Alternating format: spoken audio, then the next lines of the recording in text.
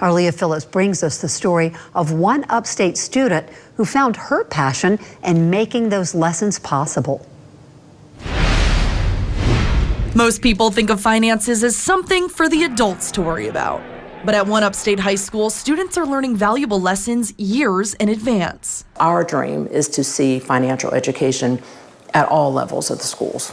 At Crescent High School, a student-led branch of Upstate Federal Credit Union is finding out-of-the-box ways to make that dream happen. Les and I go out and teach financial education. I said, Les? She's, oh, Les is my puppet. Learn it, earn it, save it. One of those ideas came from recent graduate Lilly Cook, who found a way to make money lessons more engaging. So this is LES. It stands for Learn It, Earn It, Save It. This is my piglet puppet. Together, Lilly and LES visit elementary classrooms, helping kids build healthy habits when it comes to saving and spending. And I was floored that she, on her own, decided to have this puppet and go out and teach financial education. I kind of wanted to bring it back old school with puppets and kind of being fun, because when you're teaching kids about money and they're younger, it's like, oh.